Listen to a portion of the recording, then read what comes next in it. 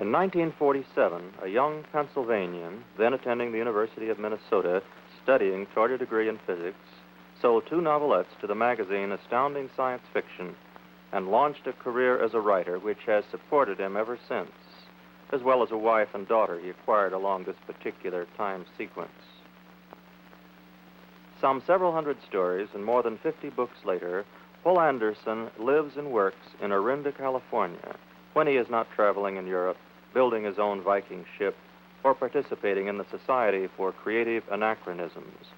He has written science books and mysteries, but most of his writing has been science fiction. He is one of its recognized masters. He is, in that glorious tradition, a teller of tales, and in the 30 minutes that follow, he is going to answer the layman's perennial question to the science fiction writer: where do you get those crazy ideas? More precisely, where do science fiction stories come from? How do they grow? How are they put together? At a recent meeting of science fiction writers held at a resort hotel in Berkeley, California, Poul Anderson discussed plot in science fiction. It's an honor to be asked for a contribution to this series and a pleasure to oblige. But let me warn you right at the beginning that I have no word to give you from on high. The only thing I can offer is a few suggestions that may or may not be helpful to the audience for this series. Poul, I've asked you to talk about plot for 2 reasons. First, because plot plays so important in science fiction, and second, because your stories are distinguished by their strong plot lines. Clearly, you have thought about the matter of plotting. Let me start out by remarking that I believe whatever I have to say will apply equally well or badly to every sort of fiction. In fact, I don't think any real distinction exists between science fiction and any other kind. Science fiction is at most a set of literary techniques. These techniques are helpful in dealing with certain aspects of life. For instance, by sending the hero to a different planet, we can convey some sense of the wonder of this universe, of life itself. Or by projecting a future society, we can examine possible ways in which men could order their affairs. But in science fiction, as in every other kind of story, it is real here and now experience on which we draw, and our work always refers back to that same reality. Now, one problem in talking about the plot of a story is that we don't have a clearly defined subject of discussion.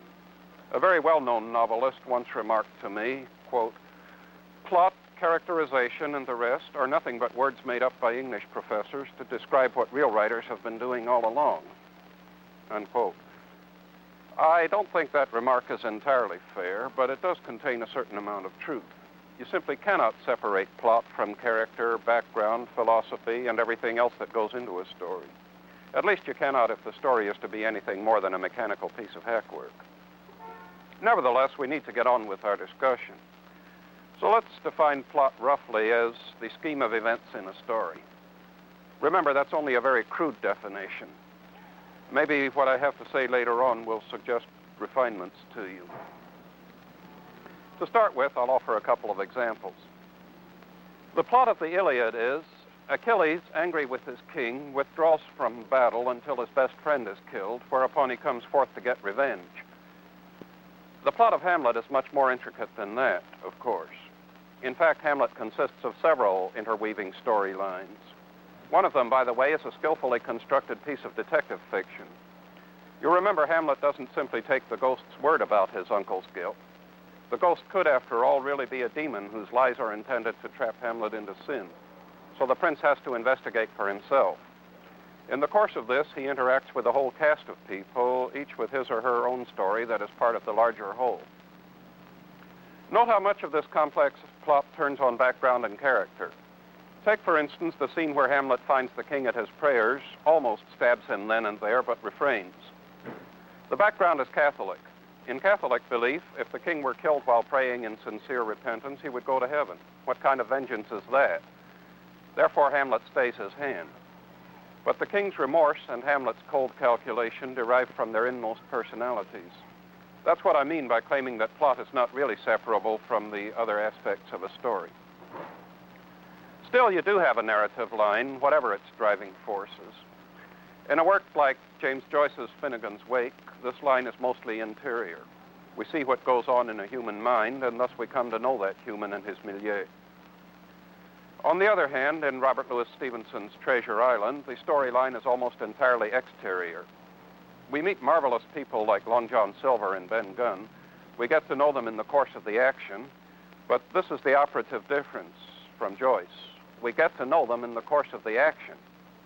Physical events dominate their story, and the scheme under which these events happen is the plot. Now, I don't subscribe to the fashionable snobbish view that the only purpose of serious literature is the sensitive analysis of character.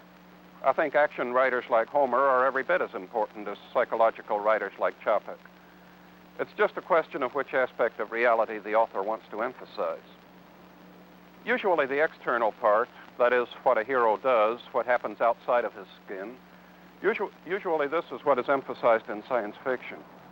And thus we come to the matter of plot. How do we construct a good, plausible narrative scheme? Have you found a good method? According to Robert Heinlein, in a critical essay of years ago, there are only 3 basic plots, and everything written is a variation or combination of them. First is boy meets girl. Second is the little tailor, that is, the character faced with a problem who finds ways to solve it.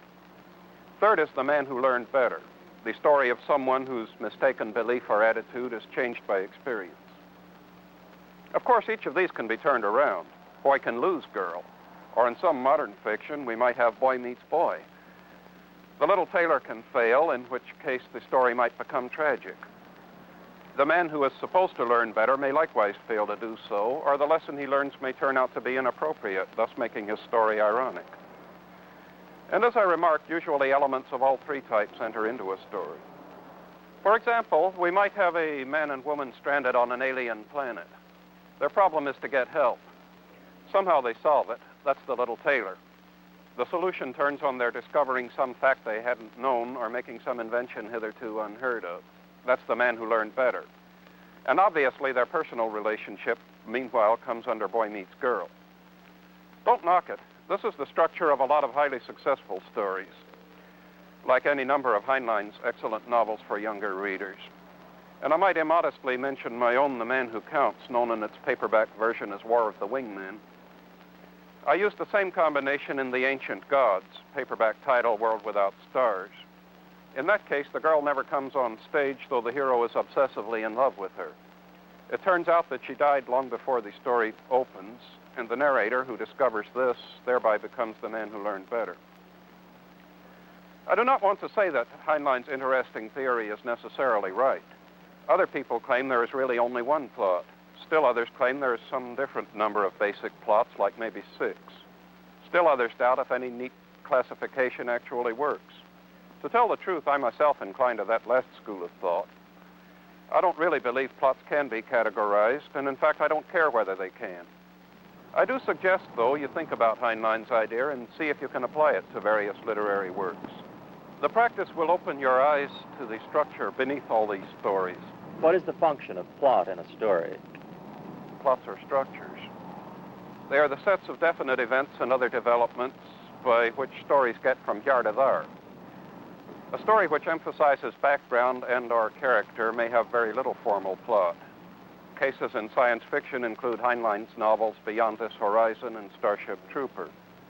In contrast, his more recent book, The Moon is a Harsh Mistress, has a complicated and carefully organized formal plot. I'd like to repeat that one kind of book is not inherently better than another. The amount of plot you need depends entirely on what you aim to do. Probably the prime example of a book in which plot is all-important lies in the old-fashioned puzzle kind of murder mystery. Characters are there, of course. They're often eccentric or otherwise larger than life. Think of Sherlock Holmes or Nero Wolfe. Certainly Holmes, at least, is as vivid a personality as exists in fiction. And the stories about him are among the best portraits we have of the late Victorian era. Therefore, a strong plot is no barrier to literary value. What I want to say about the classic detective story is just that typically its events are so laid out that all the clues get presented. The function of the plot is to introduce the clues. For instance, suppose, without actually saying so, the author gives enough indications for the alert reader to see that the murder must have been done by a left-handed man. Now suppose that later on the detective finds occasion to visit a tavern and have a drink with another character who picks up his glass with the left hand. That scene in the tavern may have many purposes. There may be character exposition or social commentary or whatever. But the storyline has brought the detective there for the principal purpose of introducing the reader to that southpaw. Much science fiction is structurally similar to the classic mystery. Take Isaac Asimov's robot stories. In these, the robots are constrained by 3 laws of behavior built into them. The first law is that no robot may ever harm a human being or by inaction allow a human being to suffer harm.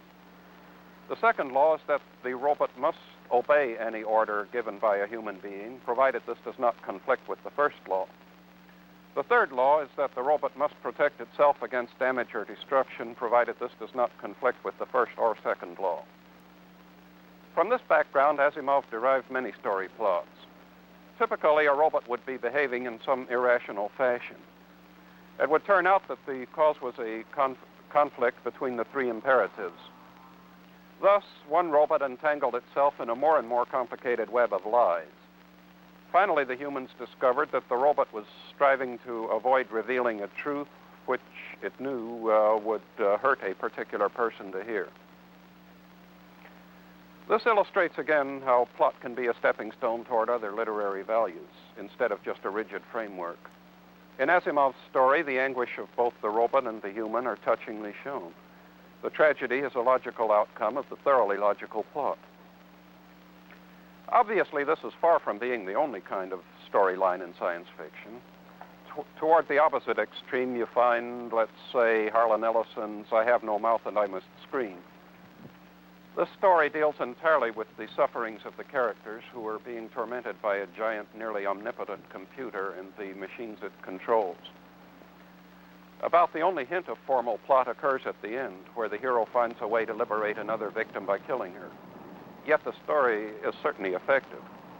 What are the requirements of a good plot, and how do you get one in the first place?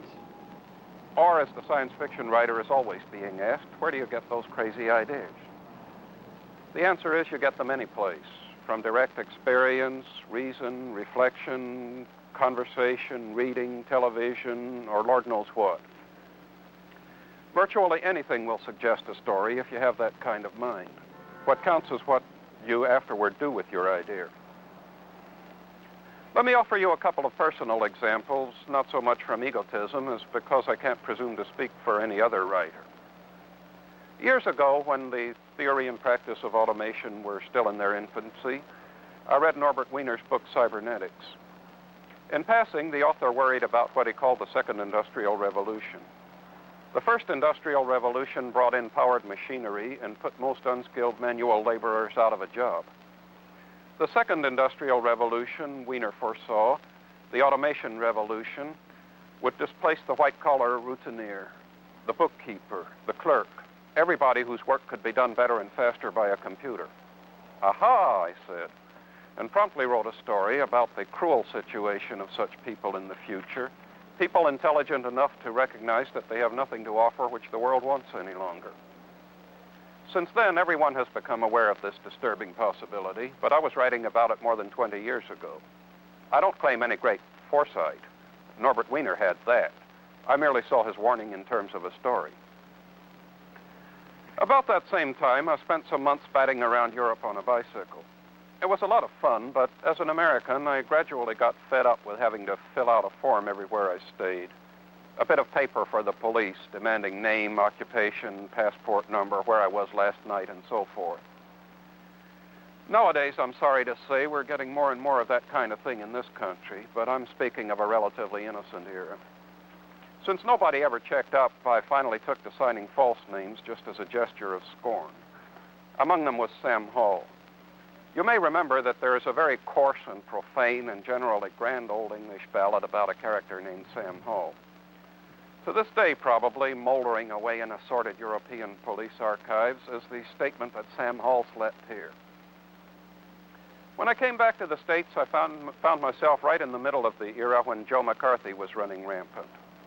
Now, this wasn't actually as bad as academic folklore would have you believe. Some people were looking for communist spies under every bed, true, but others were resisting such hysteria, mocking it, and generally giving the witch hunters a bad time. I was among these resistors, and nobody punished me for it. Rather, my blows for the cause of liberty earned me a fair amount of money. You see, I could imagine a dictatorial government in a future America. I could imagine that it would use advanced technology to keep day-by-day track of every one of its citizens. Lately, it's become commonplace to worry about the evils of a computerized national data bank. But at that time, there were comparatively few big computers or memory units, and they were comparatively primitive. It didn't take much imagination, however, to see the possibility of a dictatorship which kept a continuously updated electronic dossier on each of us.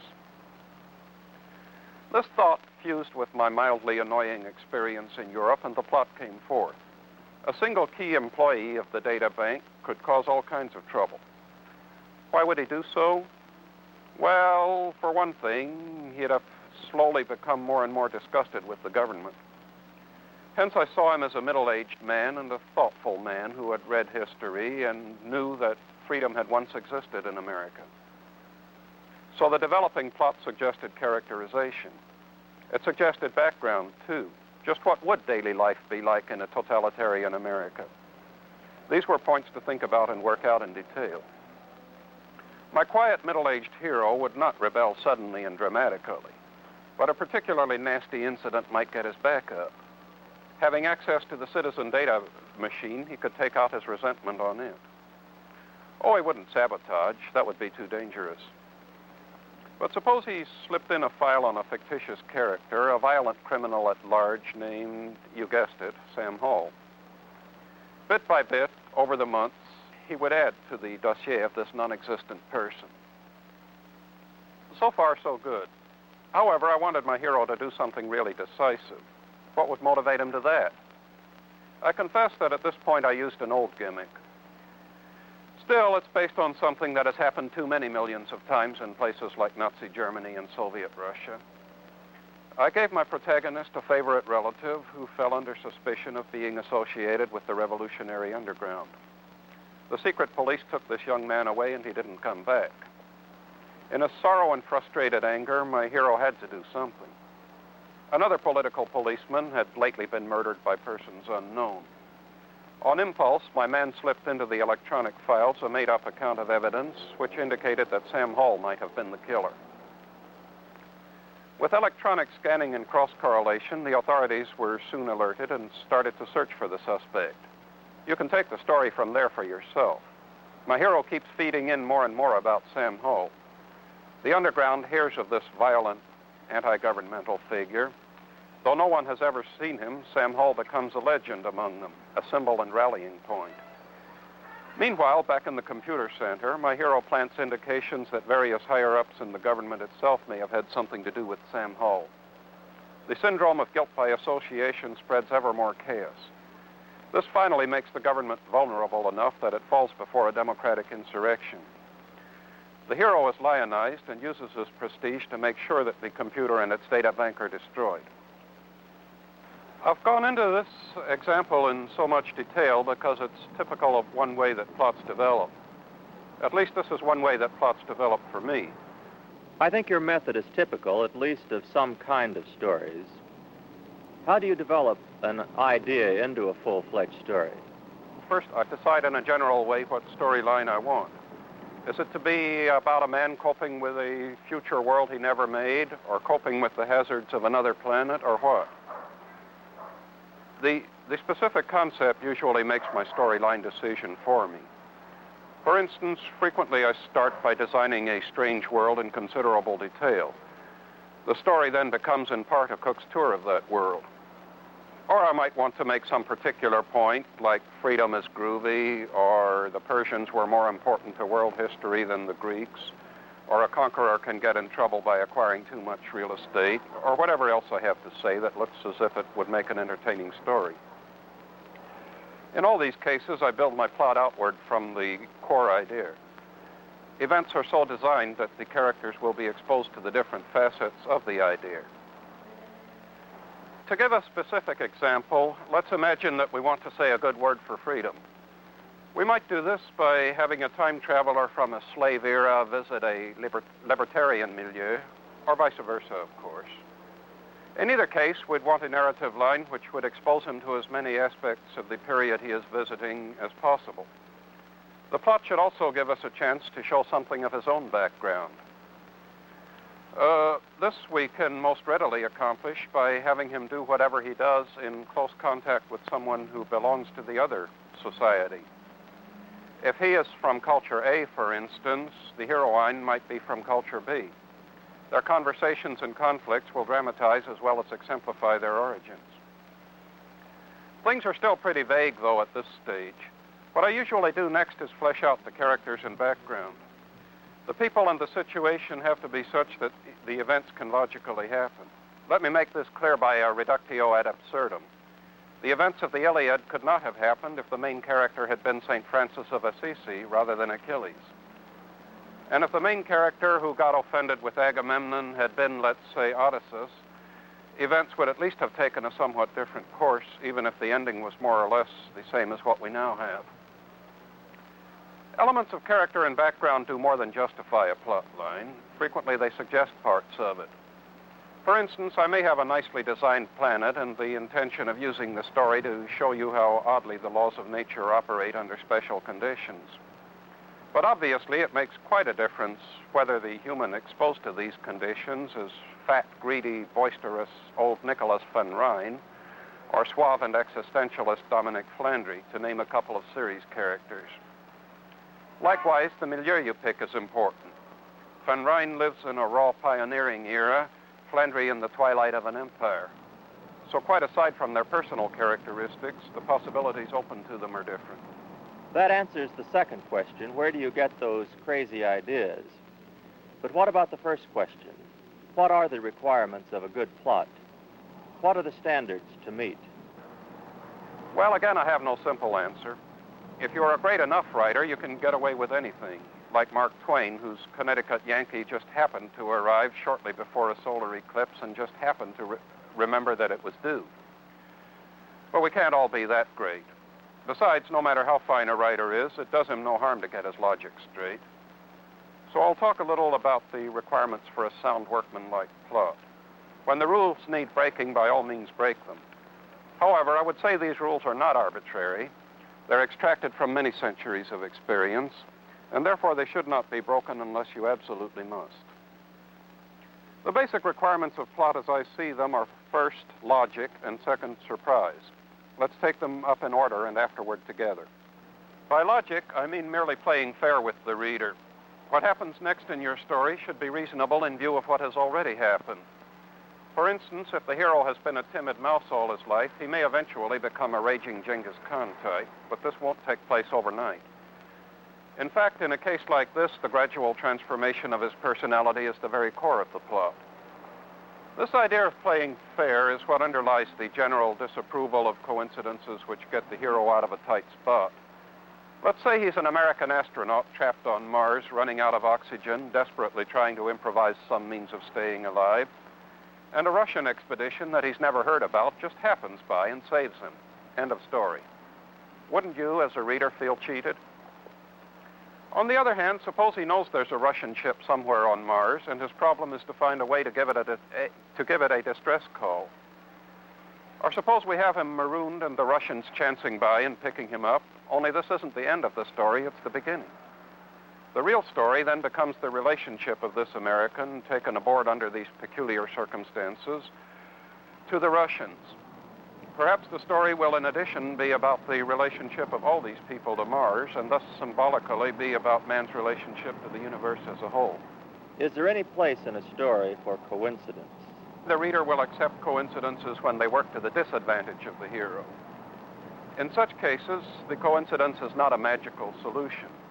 Rather, it is an extra element thrown into the problem that the central character has to solve. He may solve it in various ways. He may be a brawny swordsman who simply hacks his way out of a dilemma like Conan the Conqueror.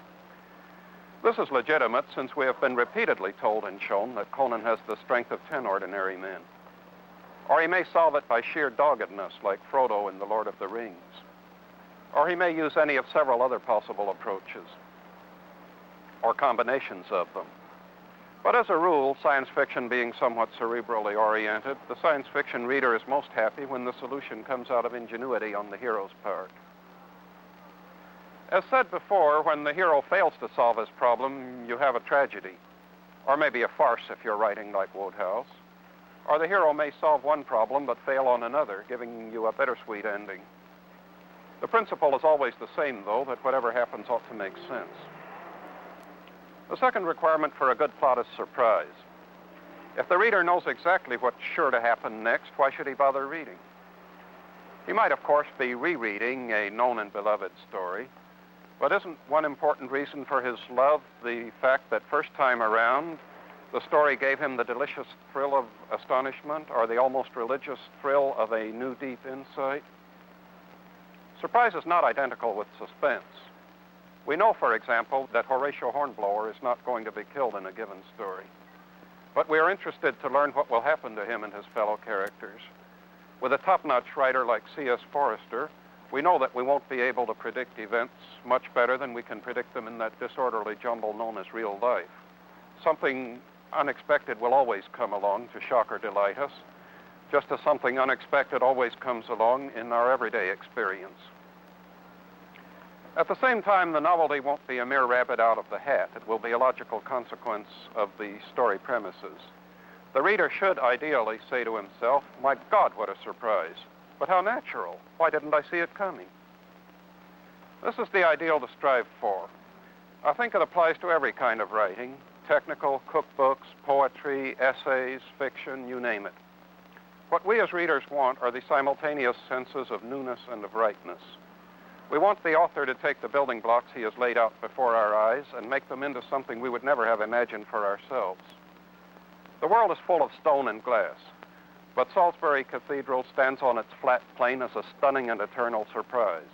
A Tolstoy presents his characters and then lets us see aspects of them we would not have expected, but which ring perfectly true. In its more humble fashion, the formal plot does the same kind of job, perhaps most especially these days in science fiction. Poul Anderson has told us about plot in science fiction.